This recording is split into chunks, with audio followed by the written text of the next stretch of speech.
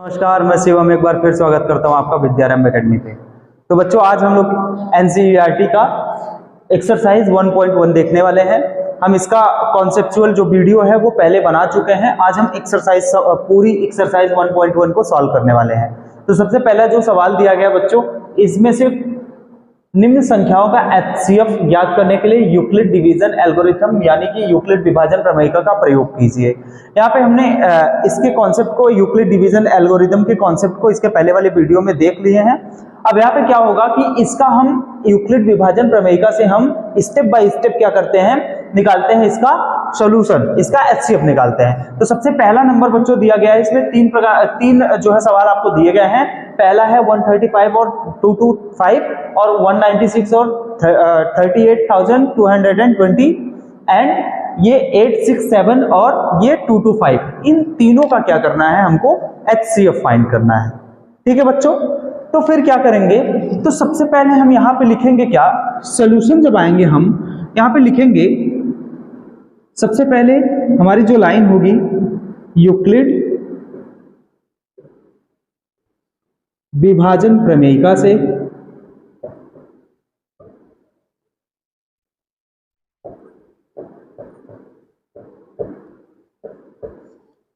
Euclid विभाजन प्रमेयिका से। तो बच्चों, आप जानते हैं यूक्लिड विभाजन प्रमेयिका क्या होती है। अगर आपने वो वीडियो हमारा नहीं देखा है तो वो वीडियो जरूर देखें, वो पूरा कॉन्सेप्ट आपको बताएगा इस चैप्टर का।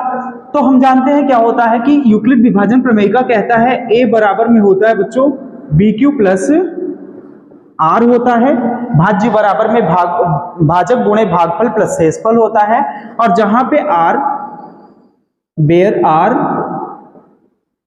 आर क्या होता है, 0 से बड़ा होता है बच्चों, या फिर 0 के बराबर होता है, और क्या होता है, b से छोटा होता है। अब इसी को यूज करके हमको निकालना है इसका एचसीएफ। अब यहाँ पे देखिए, हम इसमें ये एक हमारा भाजक हो जाएगा, एक हमारा हो जाएगा भाज्य।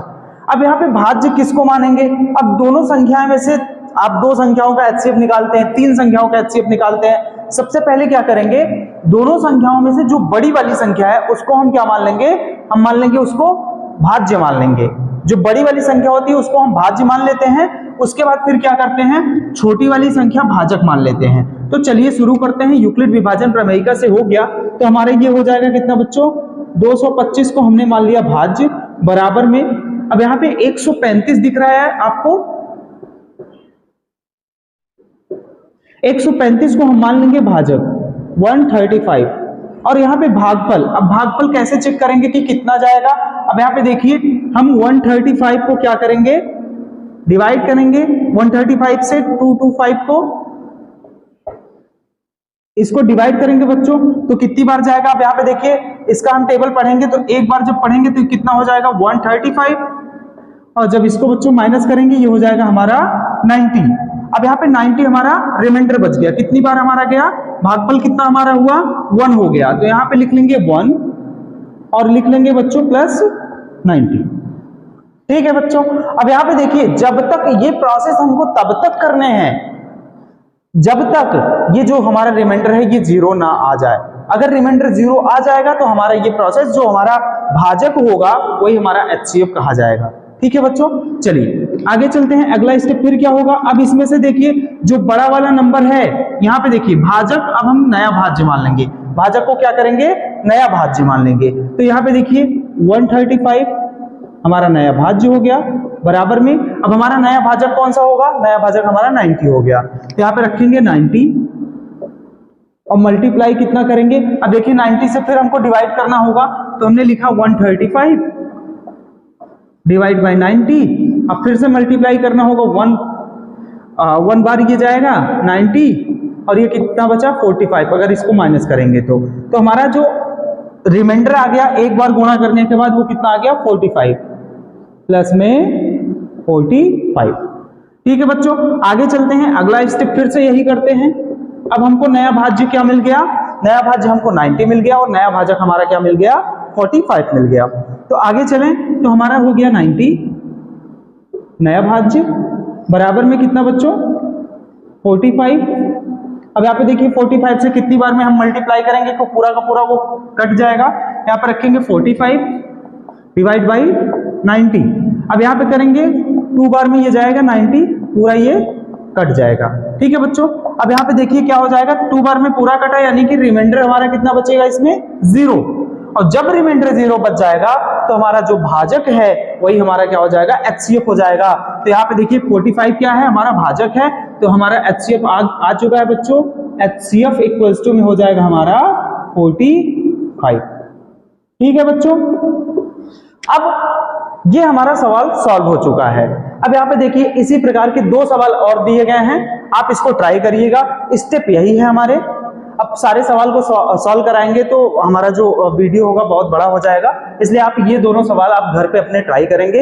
एक स्टेप है, यही स्टेप से किसी भी प्रकार का HCF आप निकाल सकते हैं, आप स्क्रीनशॉट ले सकते हैं। इसके बाद हम चलते हैं नेक्स्ट क्वेश्चन पे।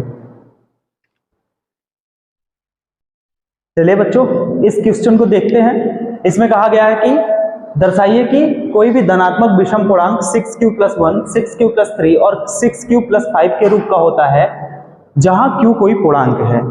ऐसे सवाल हमारी परीक्षाओं में, हमारी बोर्ड्स की परीक्षाओं में लगभग हर बार पूछे जाते हैं, और इसको देखते हैं कैसे हम सॉल्व करते हैं। बच्चों को इसमें समस्या भी होती है। जैसे देखिए क्या होता है कि अब यहाँ पे देखिए 6q + 1 के रूप में लिखा गया है।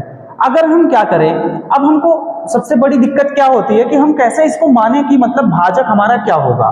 तो हम सबसे पहले यहाँ पे मानेंगे कि हमको एक कोई पूर्णांक मान लेना है। मानने के बाद फिर क्या होगा, उस पूर्णांक को डिवाइड करने के लिए एक हमको भाजक मानना है। अब भाजक के लिए हम क्या कर सकते हैं, हम भाजक के लिए मान सकते हैं 6 मान सकते हैं, या फिर 6 का कोई फैक्टर मान सकते हैं। मतलब जो यहाँ पे नंबर दिया होगा, जो पूर्णांक के साथ में जो नंबर दिया होगा उसको हम क्या मान लेंगे, भाजक मान लेंगे, या फिर उसका कोई फैक्टर होगा यानी कि गुणज होगा, गुणनखंड होगा, या फिर उसका कोई मल्टीपल, हम उसको क्या करेंगे यहाँ पे मान लेंगे, क्या भाजक मान लेंगे। तो आगे चले, जैसे देखो इसको सॉल्यूशन जब करेंगे क्या हो जाएगा, सबसे पहले लिखेंगे माना Q, एक ले लेते हैं, माना कोई पूर्णांक x है तथा भाजक बराबर क्या मानेंगे, भाजक बराबर हम ले लेते हैं बच्चों 6 ले लेते हैं। भाजक मतलब हमारा जो b होता है। अब यहां पे लिखेंगे, अब यूक्लिड विभाजन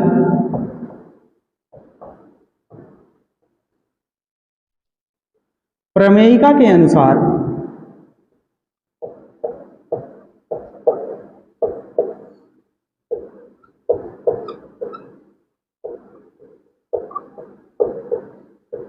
यूक्लिड विभाजन प्रमेयिका क्या होता है, हम जानते हैं a बराबर में होता है BQ + R होता है। ये बार बार मैं बता रहा हूं, याद हो जाएगा आपको।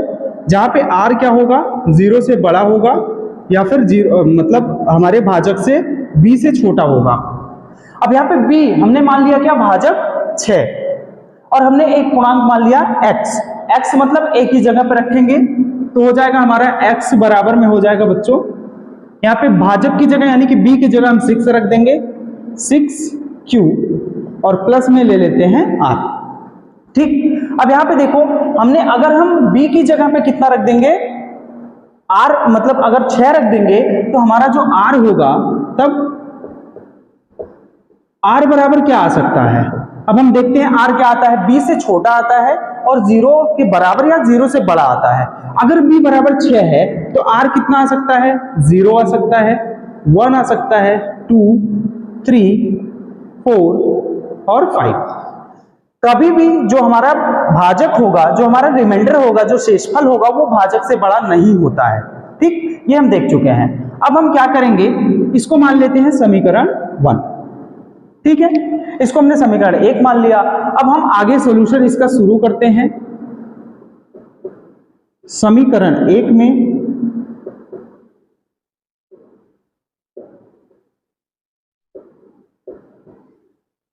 r बराबर 0, 1, 2, 3, 4, 5 रखने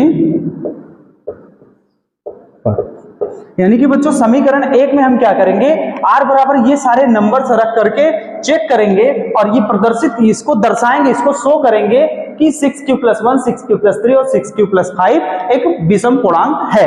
अब यहाँ पे देखिए सबसे पहले r बराबर जब 0 रखेंगे तो हमारा समीकरण 1 ये है, तो ये x बराबर कितना हो जाएगा बच्चों, 6q + 0, यानी कि x बराबर कितना, 6q हो जाएगा। ये पहली कंडीशन हुई। फिर आगे चलेंगे, जब r बराबर 1 रखेंगे तो क्या हो जाएगा, ये हो जाएगा हमारा x बराबर में 6q प्लस में 1। r बराबर जब 2 रखेंगे क्या हो जाएगा, x बराबर में हो जाएगा हमारा 6q + 2।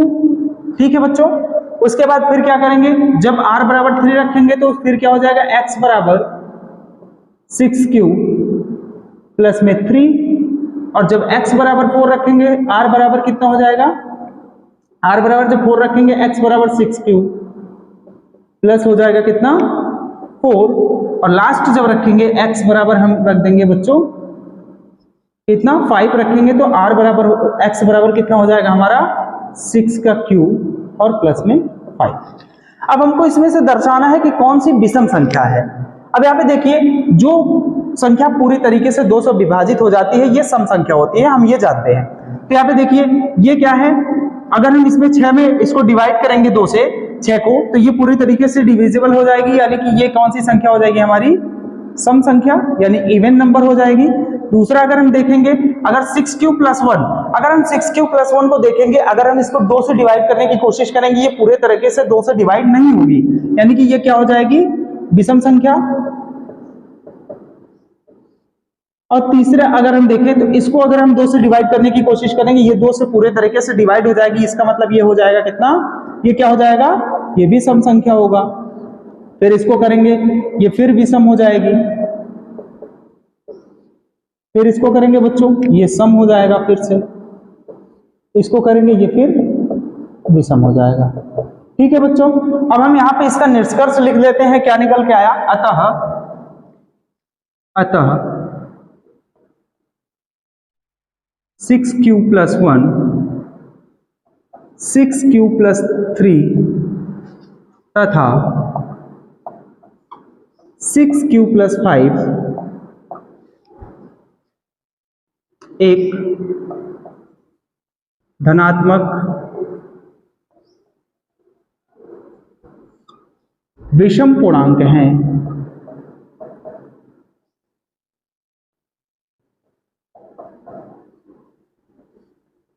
पूर्णांक हैं जहां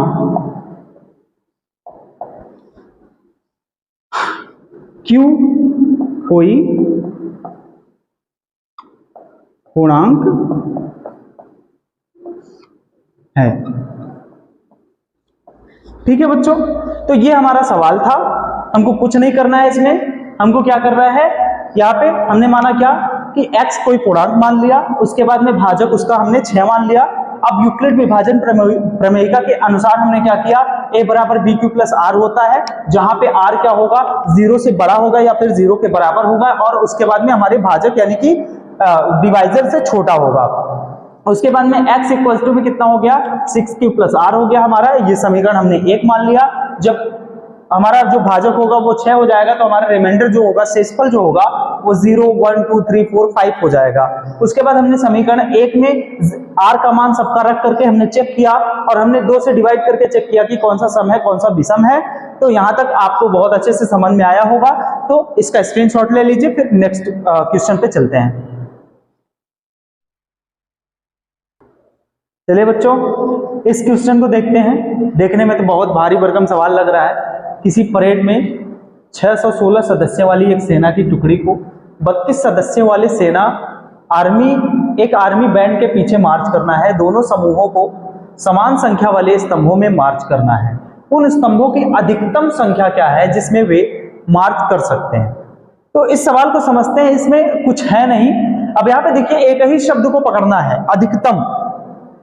हमने बताया था आपको, जब एलसीएम और एचसीएफ हमने आपको पढ़ाया था, तो एचसीएफ क्या होता है कि हाईएस्ट कॉमन फैक्टर, यानी कि अधिकतम जो कॉमन फैक्टर होता है।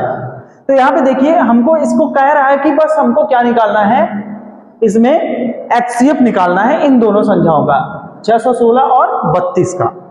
तो हम चलें, अब यहाँ पे देखिए किसी भी विधि से आप, बहुत सारी विधियां आपको हमने बता दिए हैं, मतलब यूक्लिड विभाजन प्रमेयिका का भी प्रयोग करके निकाल सकते हैं, अभाज्य गुणनखंड से भी प्रयोग करके आप निकाल सकते हैं, विभाजन से भी आप इसको निकाल सकते हैं। तो चलिए शुरू करते हैं, हम 616 और 32 का HCF निकालते हैं।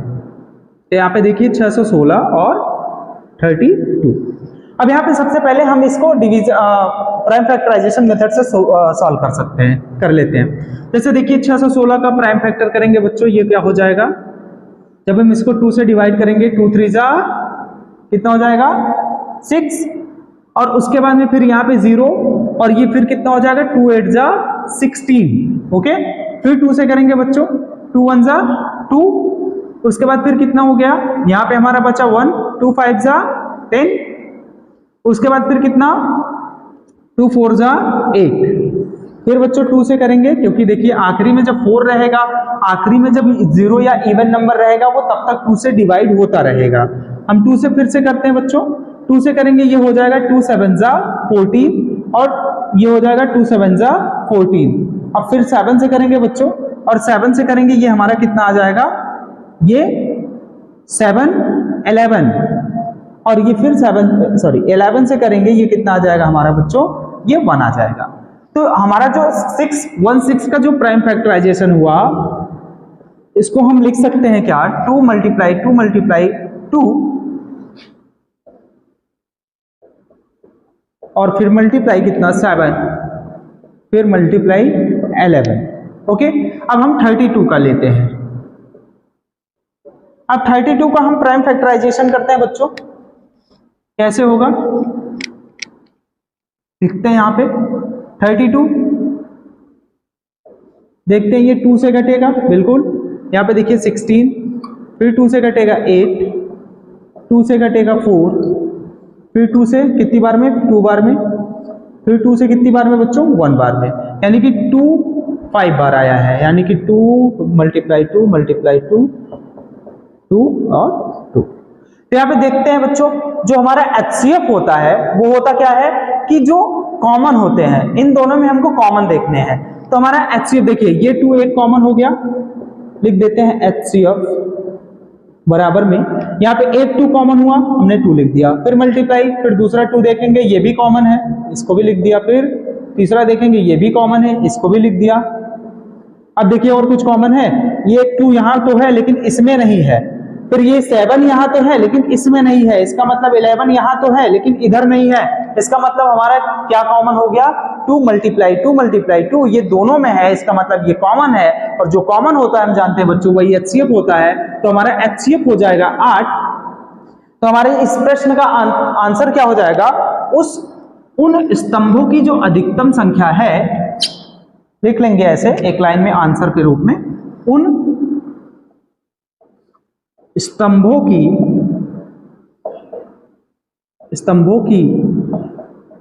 अधिकतम संख्या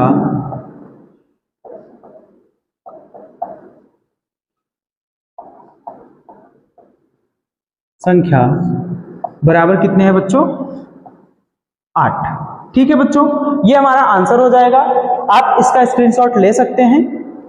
चलते हैं नेक्स्ट क्वेश्चन पे।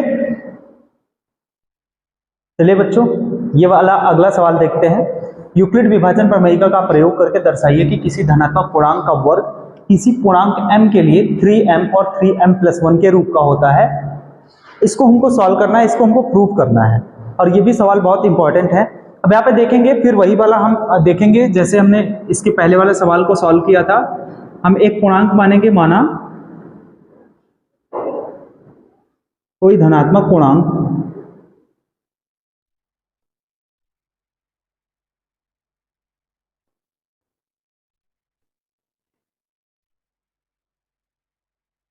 बराबर में x। ठीक, अब हमने धनात्मक पूर्णांक को x ले लिया। अब यहाँ पे फिर क्या होगा बच्चों, अब यहाँ पे देखिए 3m यानी कि m यानी कि इस पूर्णांक के साथ किसका मल्टीप्लाई हुआ है, 3 का मल्टीप्लाई हुआ है। तो हम क्या करेंगे, जो हमारा भाजक होगा, जो हमारा b होगा, उसको हम या तो 3 का मल्टीपल मानेंगे या फिर 3 का फैक्टर मानेंगे। तो यहाँ पे देखिए, तो जहां पे b बराबर क्या ले लेते हैं हम, यहाँ पे लिखेंगे और भाजक मान लेते हैं हम 3। ओके, अब यहां पे देखेंगे, फिर लिखेंगे यूक्लिड विभाजन प्रमेयिका के अनुसार, यूक्लिड विभाजन प्रमेयिका के अनुसार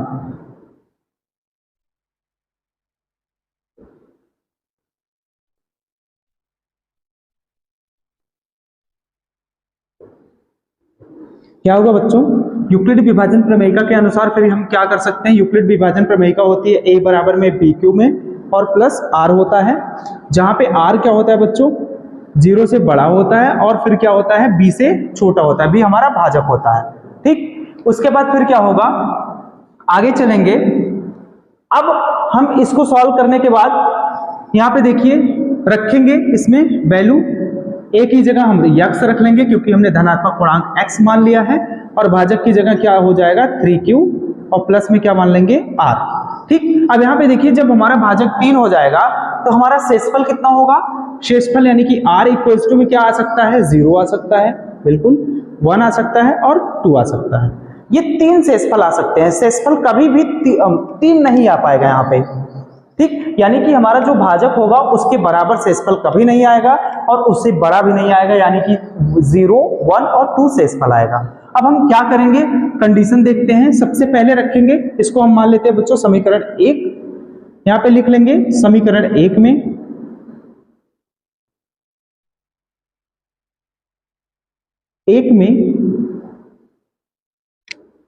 r बराबर 0 रखने पर, ठीक है बच्चों, r बराबर जब 0 हो जाएगा तो हम क्या कर लेंगे, यहां पे देखिए x बराबर क्या हो जाएगा हमारा, x बराबर में 3q, ठीक है बच्चों, और 0 यहां पे रखेंगे प्लस 0। ठीक है, अब यहां पे क्या करना है, हमको इसका पूर्णांक का वर्ग चाहिए, वर्ग चाहिए, इसका मतलब लिखेंगे यहां पे दोनों पक्षों में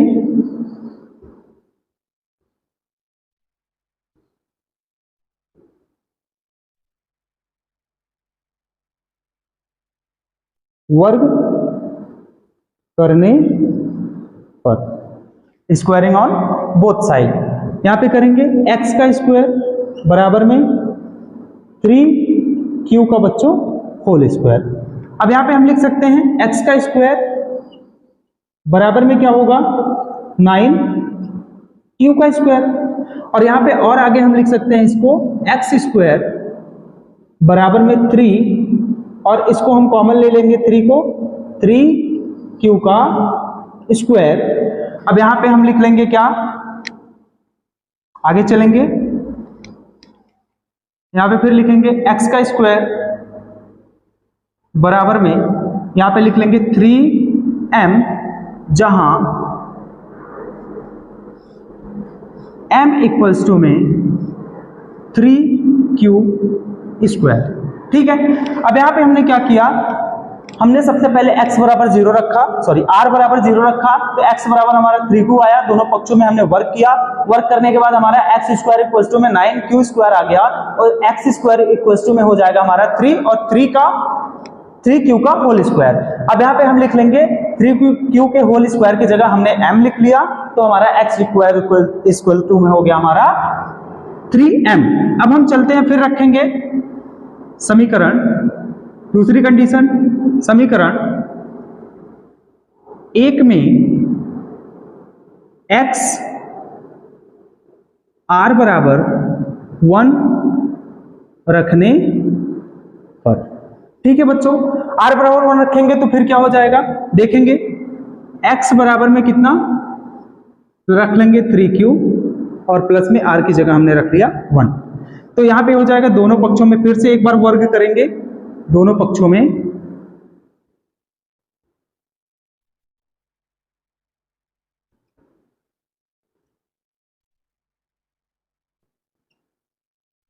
ठीक है बच्चों, वर्क करेंगे एक्स स्क्वायर बराबर में फिर क्या हो जाएगा 3q प्लस 1 का होल स्क्वायर हो जाएगा। अब a प्लस बी का होल स्क्वायर आप जानते होंगे, एक्स स्क्वायर बराबर में 3q का होल स्क्वायर प्लस में 1 का स्क्वायर प्लस में 2 मल्टीप्लाई 1 मल्टीप्लाई 3q, यही होता है a का स्क्वायर प्लस b का स्क्वायर प्लस 2ab। तो यहाँ पे रखेंगे आगे, इसको सॉल्व करेंगे x का स्क्वायर बराबर में हो जाएगा बच्चों 9 q का स्क्वायर, क्योंकि 3 3 जा 9, प्लस में इसको यहाँ पे रखेंगे 6q और प्लस में बच्चों 1 को इधर लेते आएंगे, ये 1 हो जाएगा। आगे चलेंगे एक्स स्क्वायर इक्वल्स टू में क्या 3q, 3 हमने यहाँ पे कॉमन ले लिया तो ये हो जाएगा 3q का स्क्वायर प्लस 2q और ये प्लस बाहर में प्लस रहेगा ये 1। अब यहाँ पे फिर हम लिख सकते हैं एक्स स्क्वायर बराबर में बच्चों 3m प्लस 1, ये भी हमारा एक रिजल्ट मिल गया। और इसको हम लिखेंगे जहां m बराबर में कितना हुआ 3q स्क्वायर।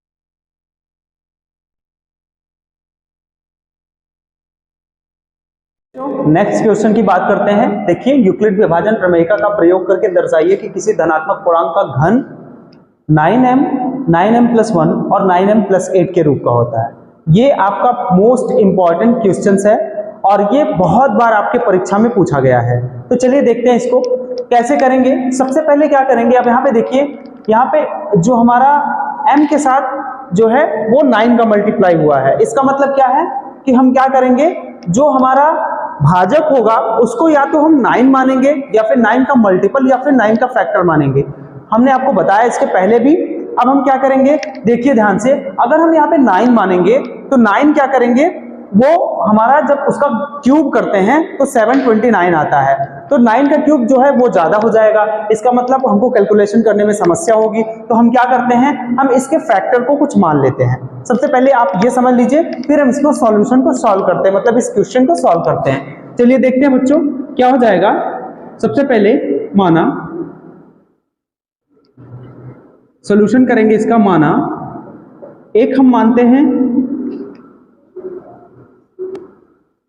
कोई, माना x कोई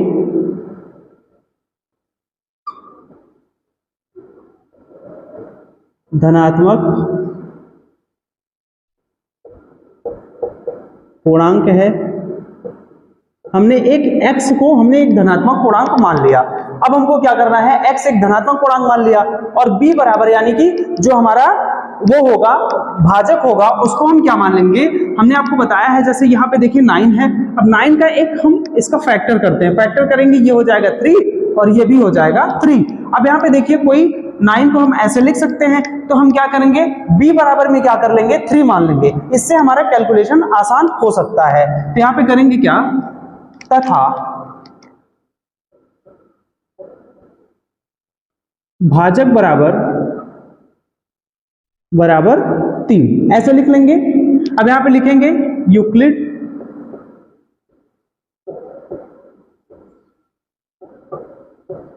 विभाजन प्रमेयिका से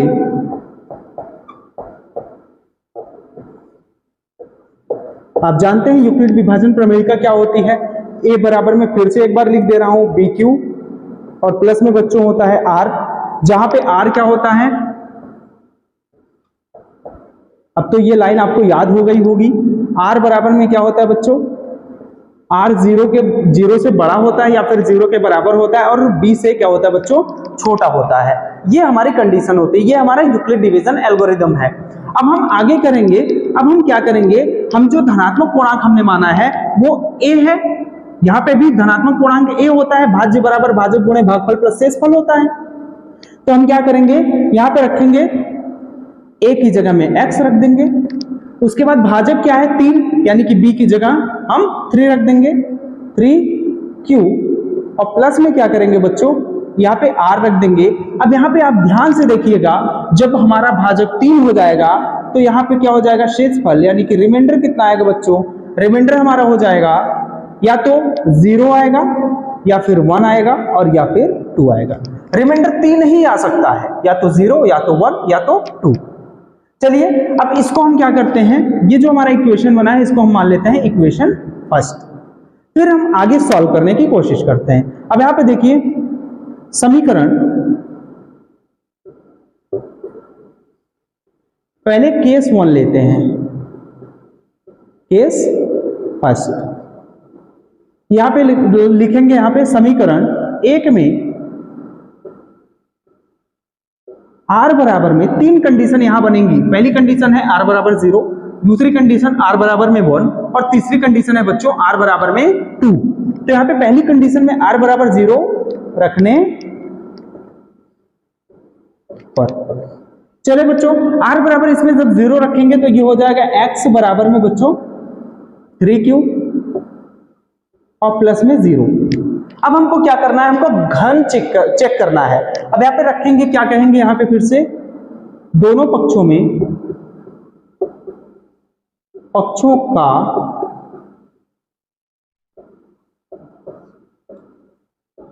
घन करने पर, दोनों पक्षों का घन करने पर, यहां पे देखिए घन करिए, x का क्यूब बराबर में बच्चों हो जाएगा कितना, 3 का क्यूब, 3q का होल क्यूब। ठीक है बच्चों, आगे चलें, देखिए इसको सॉल्व करेंगे। x का क्यूब बराबर में हो जाएगा कितना, 27q का क्यूब। फिर यहीं पे हम इसको सॉल्व कर लेते हैं, x का क्यूब, यहाँ पे 9 हम कॉमन ले लेंगे, बराबर में 9, 3q का होल क्यूब, और यहां पे हो जाएगा कितना, x का क्यूब बराबर में कितना हो जाएगा, 9m, यहां पे लिखेंगे जहां m बराबर 3q का क्यूब। ओके बच्चों, आगे चलते हैं, केस सेकंड लेते हैं हम। ठीक है, यहां पे रखते हैं केस सेकंड रखते हैं। क्या होगा, समीकरण 1 में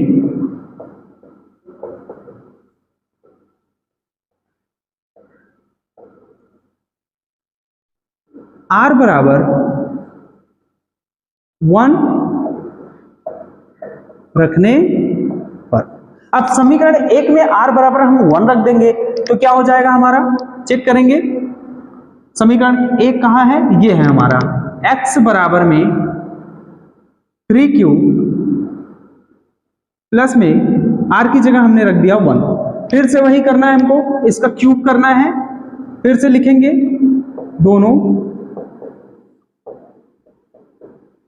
पक्षों का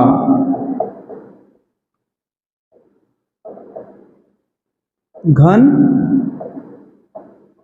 करने पर, दोनों पक्षों का घन करने पर क्या हो जाएगा, x का क्यूब बराबर में बच्चों 3q प्लस में 1 का होल क्यूब।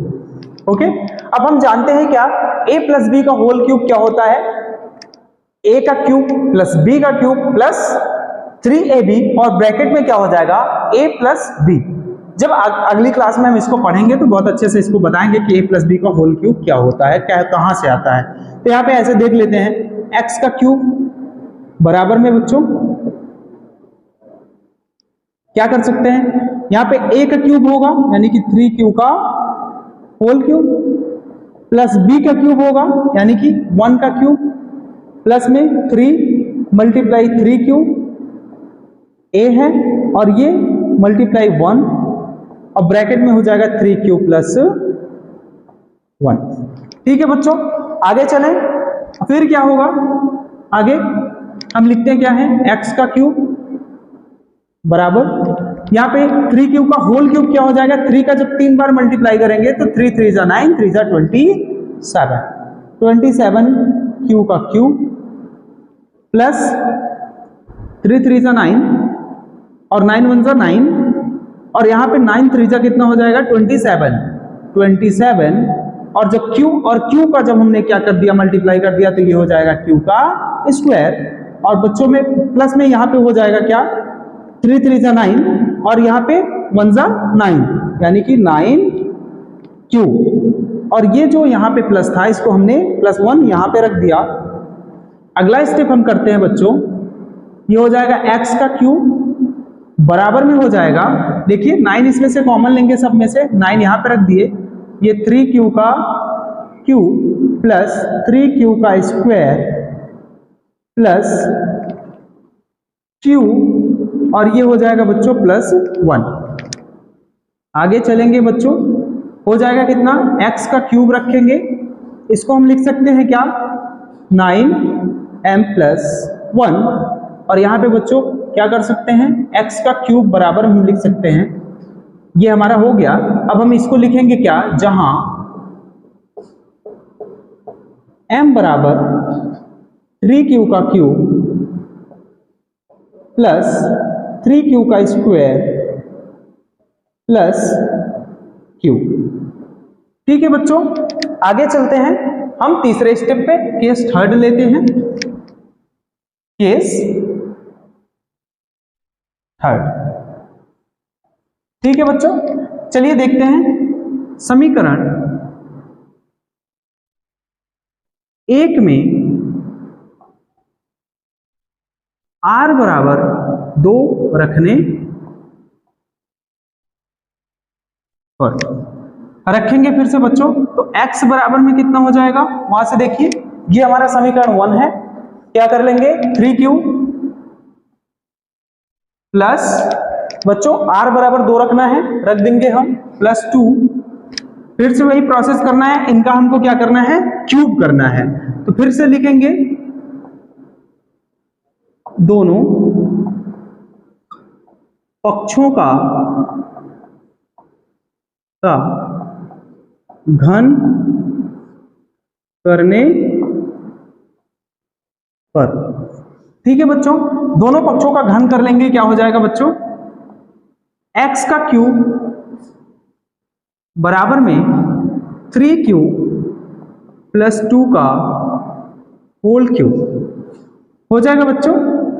आगे करेंगे फिर से x का क्यूब, फिर से इसका विस्तार करेंगे a + b का होल क्यूब, क्या हो जाएगा बराबर में a का क्यूब 3q का क्यूब प्लस में 2 का क्यूब यानी कि b का क्यूब प्लस 3, a का मतलब है बच्चों 3q और b का मतलब है बच्चों 2 और ब्रैकेट में हम लिख लेंगे a + b यानी कि 3q और +2।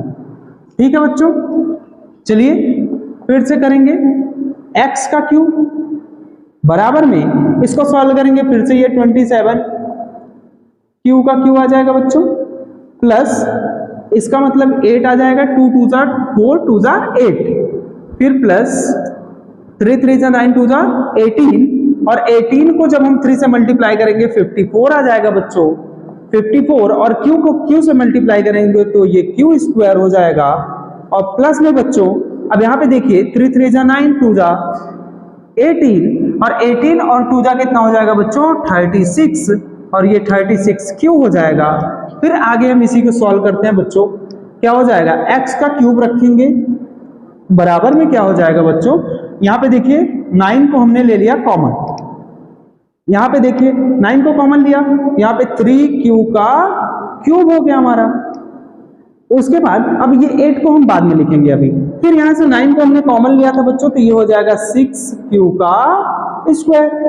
और फिर हमने यहां से 9 कॉमन लिया तो बच्चों ये हो जाएगा 4 का क्यूब। उसके बाद में फिर क्या होगा, यहाँ पे आगे हम लिखेंगे प्लस में ये हम लिख देंगे बच्चों 8। अगला हम करेंगे बच्चों, देखिएगा x का क्यूब बराबर में बच्चों 9m प्लस 8 हम लिख सकते हैं। इसकी जगह पूरा हमने m लिख दिया। यहां पे लिखेंगे जहां m बराबर है बच्चों 3q का क्यूब प्लस 6q का स्क्वायर प्लस 4q। ओके बच्चों, ये हो गया हमारा m। अब हम क्या करेंगे, यहां पे निष्कर्ष लिख देते हैं थोड़ा। अतः लिखेंगे किसी भी धनात्मक पूर्णांक का घन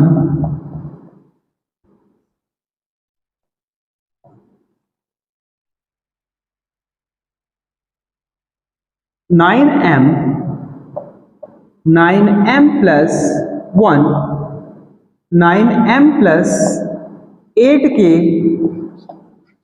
रूप का होता है। यहां पे हम लिख देंगे हेंस प्रूव्ड। ठीक है बच्चों, अब यहां पे देखिए हमारा तीनों रिजल्ट आ गया है 9m प्लस 8। दूसरा रिजल्ट क्या है बच्चों, यहां पे देखिए, ये देखिए 9m प्लस 1, और ये पहला रिजल्ट क्या आया था बच्चों 9m, यानी कि किसी भी धनात्मक पूर्णांक का जो घन होता है हमारा 9m प्लस 1 और 9m प्लस 8 के रूप का होता है। आई होप ये क्वेश्चन आपको बहुत अच्छे से समझ में आया होगा। अब हम क्या करेंगे, अपने नेक्स्ट एक्सरसाइज पे चलेंगे जो हम अगले वीडियो में अपने बताएंगे। तब तक आप बहुत अच्छे से इसको प्रैक्टिस करते रहिए, हमारे साथ जुड़े रहिए और हमारे चैनल को लाइक शेयर और सब्सक्राइब करते रहिए। बहुत बहुत धन्यवाद।